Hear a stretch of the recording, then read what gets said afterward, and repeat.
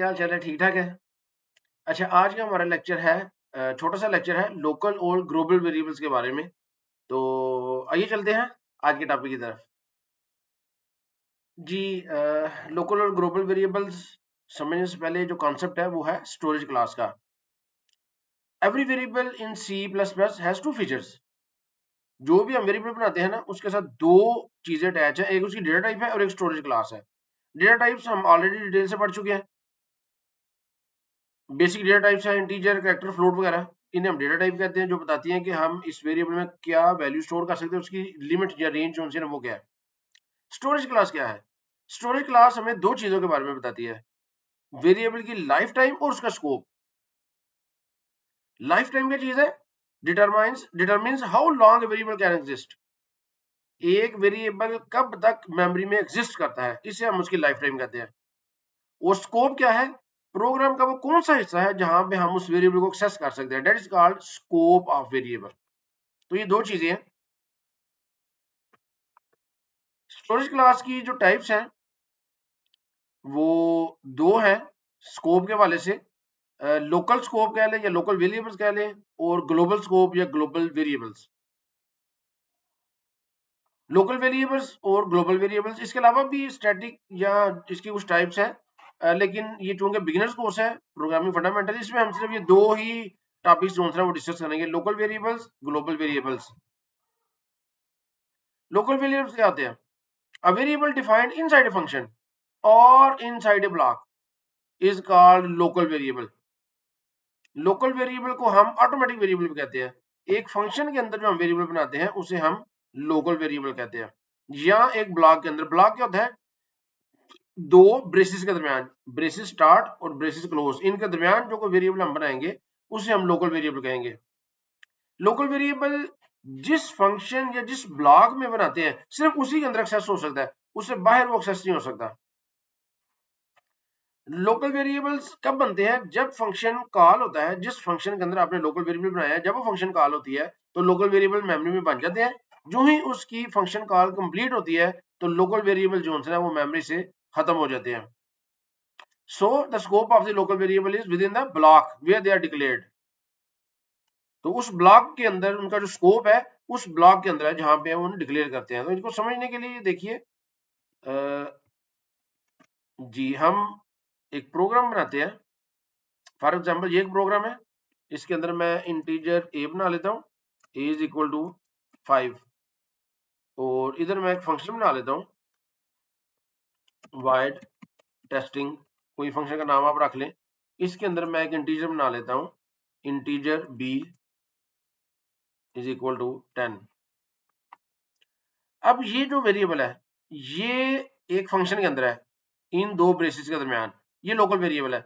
अब ये जो इंटीजर बी है ये सिर्फ इसी टेस्टिंग का जो फंक्शन है इसके अंदर अवेलेबल है। अगर मैं इधर करना चाहूँ सी आउट, मैं कर देता हूँ जी बी, तो अब क्या होगा? अब एरर आ जाएगी। ये देखिए एरर आ गई है। क्या एरर है जी? B was not declared in this scope. ये देखिए क्या कर, B was not declared in this scope, कि ये जो स्कोप है, ये जो स्कोप है, ये ब्रैकेट स्टार्ट है, ये एंड, ये स्कोप है। इस स्कोप के अंदर वो कहता है बी तो डिक्लेयर ही नहीं हुआ, तो हमने इसको डिक्लेयर किया है इस फंक्शन में, तो ये सिर्फ टेस्टिंग के अंदर अवेलेबल है, इधर नहीं अवेलेबल। लिहाजा इधर अगर हम ए डिक्लेयर करेंगे, ए को सी आउट करेंगे, तो ये ए सी आउट हो जाएगा। जी अब मैंने सी आउट ए लिखा है, इसको मैं एग्जीक्यूट करता हूँ, तो ये देखिए ए की वैल्यू 5 जो है वो प्रिंट हो गई है। तो ये लोकल वेरिएबल इसी ब्लॉक के अंदर अवेलेबल है। अब एक नया ब्लॉक हम कैसे बना सकते हैं? हम एक नया ब्लॉक बना सकते हैं ब्रैकेट्स के दरमियान। देखिए ये मैंने ब्रैकेट स्टार्ट की, ये ब्रैकेट क्लोज है, ये भी एक नया ब्लॉक है। मैं एक इंटीजर बनाता हूँ, integer for example c is equal to 20। अब अगर मैं इधर c को प्रिंट करना चाहूँ, अब यहाँ पे भी एरर आ जाएगी। इसको मैंने एग्जीक्यूट किया, ये देखिए यहाँ पे एरर आ गई है। क्या एरर आई है? c was not declared in the scope. वो कह रहे हैं जी c इस स्कोप में डिक्लेयर ही नहीं है। ये देखिए ये जो स्कोप है ये लोकल स्कोप है, आपने वेरिएबल डिक्लेयर किया है इस स्कोप के अंदर। अब ये जो वेरिएबल c है ये इसी स्कोप के अंदर अवेलेबल है, ये बाहर नहीं इसके अवेलेबल। तो ये लोकल वेरिएबल की जो है ना वो प्रॉपर्टी है कि ये इसी स्कोप के अंदर अवेलेबल है। अब इसी तरह अगर मैं इसके अंदर इसको प्रिंट कराता हूँ सी आउट, इधर मैं करूंगा सी, इधर ये प्रिंट हो जाएगा, इधर मैं करता हूँ जी ए प्रिंट हो जाएगा।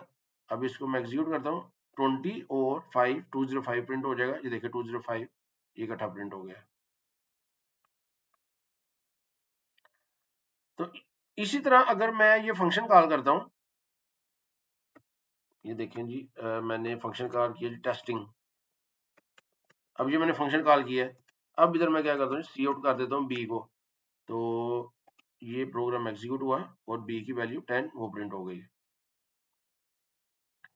अब जो ही ये फंक्शन कॉल हुई है, ये टेस्टिंग वाला फंक्शन कॉल होगा तो ये वेरिएबल मेमोरी में बनेगा।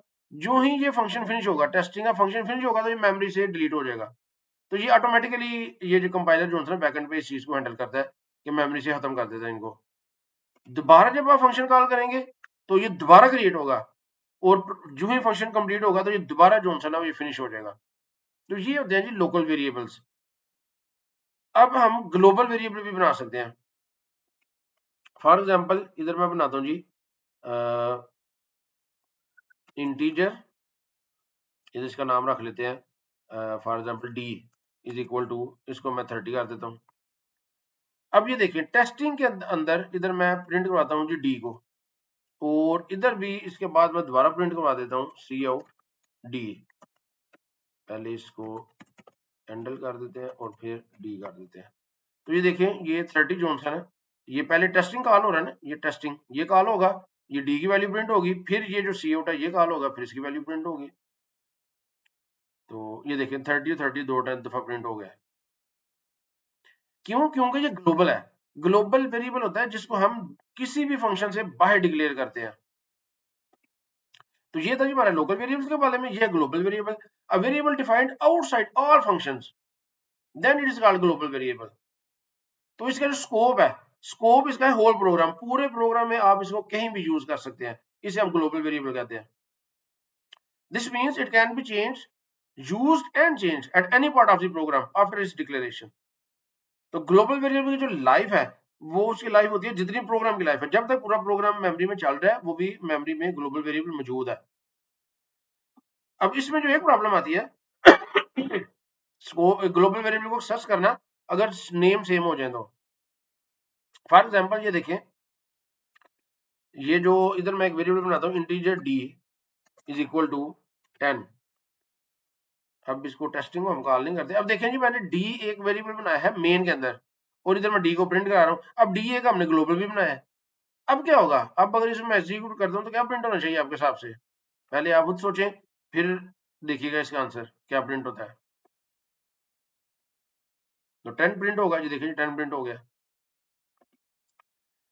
तो जब भी आप अगर लोकल और ग्लोबल वेरिएबल डिक्लेयर करते हैं सेम नेम, तो प्रेफरेंस हमेशा लोकल वेरिएबल को मिलेगी। आप मेन के अंदर इसको डिक्लेयर कर रहे हैं डी को, ये लोकल है ये ग्लोबल है। अब ये सेम नेम से आप बना सकते हैं, लेकिन यहाँ पे प्रिंट जो है वो हमेशा लोकल होगा, प्रेफरेंस हमेशा लोकल को मिलेगी। तो अगर हमने डी को प्रिंट करना है तो क्या करना है, scope resolution operator is used to access global variable. Scope resolution operator क्या है आप ऑलरेडी देख चुके हैं, डबल डॉट, ये डबल डॉट इसे कहते हैं जी स्कोप रेजोल्यूशन ऑपरेटर, ये डबल कॉलन, ठीक है कि नहीं? ये देखें ये कॉलन एक दफा और ये दो दफा। अब इसको देखें सी आउट करते हैं तो फिर क्या प्रिंट होगा जी, अब देखें 30 प्रिंट हो गया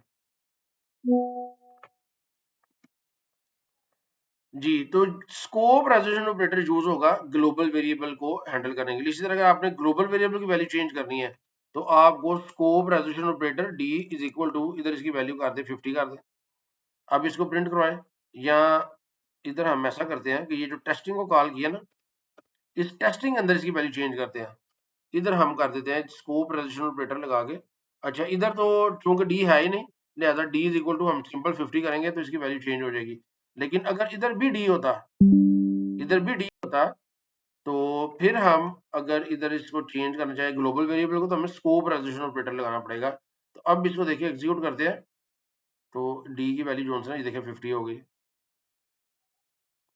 वो कैसे, जब ये वेरिएबल आपने लोकल बनाया है इसकी वैल्यू 10 है, जो टेस्टिंग फंक्शन कॉल होगा, जो ही टेस्टिंग फंक्शन कॉल होगा तो इधर जब आप आएंगे इधर भी लोकल वेरिएबल है 10, लेकिन ये जो 50 आपने वैल्यू की है ये स्कोप रेजोल्यूशन ऑपरेटर लगा हुआ है। इसका मतलब है कि ये ग्लोबल वेरिएबल की वैल्यू आप चेंज कर रहे हैं। तो ग्लोबल वेरिएबल की वैल्यू 50 हो जाएगी। यहाँ पे जाके फिर दोबारा प्रिंट करें ग्लोबल वेरिएबल को, तो ग्लोबल वेरिएबल की वैल्यू जो 50 है वो प्रिंट हो जाएगी। तो ये एक छोटा सा टॉपिक था लोकल और global variables.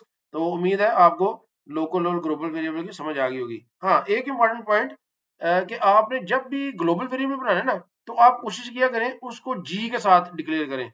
Ji, for example अगर टेस्ट के नाम से आपने बनाना है, जी टेस्ट इज इक्वल टू 30, और इधर आप जो भी बनाए, इधर आप टेस्ट के नाम से जो है वो बना ले, टेस्ट 10।